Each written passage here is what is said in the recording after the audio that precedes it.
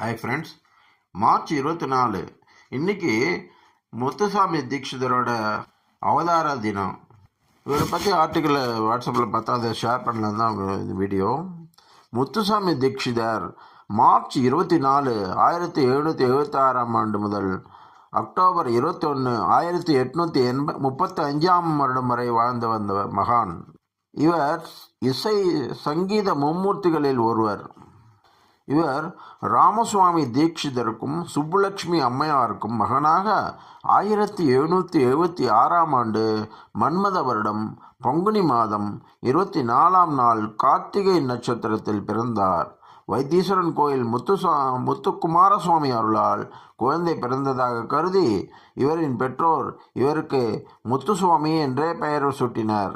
2 ஆண்டுகளுக்கு பின் ராமசுவாமி தீட்சிதருக்கு சின்னசுவாமி, பாலுசுவாமி என 2 புதல்வர்களும் பாலம்மாள் என்ற ஒரு புதல்வியும் பிறந்தனர். முத்துசாமி தீட்சிதர் சிறு வயதிலேயே பக்தி கொண்டிருந்தார். தெலுங்கு, சமஸ்கிருதம், சங்கீதம் இந்த 3ஐயும் தன் தந்தையாரிடம் கற்றார். காவியம், நாடகம், அலங்காரம், வியாக்கரணம் முதலிய இலக்கணங்களை கற்றார். தீட்சிதருக்கு சிறு வயதிலேயே திருமணமானது. அவருக்கு 2 மனைவிகள். முதல் மனைவிக்கு ஒரு பெண். அந்த பெண் சந்ததியே இன்றும் வழங்கி வருகிறது. தீட்சிதருக்கும் அவரின் தந்தைக்கும் பல ஒற்றுமைகள் உண்டு. இருவரும் வேதம், மந்திரம் முதலான சாத்திரங்களில் வல்லவர்கள். இனிமையாக பாடுவதிலும் வீணை வாசிப்பதிலும் மிகவும் திறமையானவர்கள். சிறந்த சாகித்ய கர்த்தாக்கள்.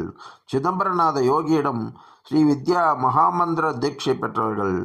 தீட்சிதர் சிதம்பரநாத யோகியிடம் ஸ்ரீ வித்யா மகாமந்திர தீட்சை பெற்ற பின்னர் அவருடனே காசிக்கு சென்று விஸ்வநாத தரிசனம் செய்தார்.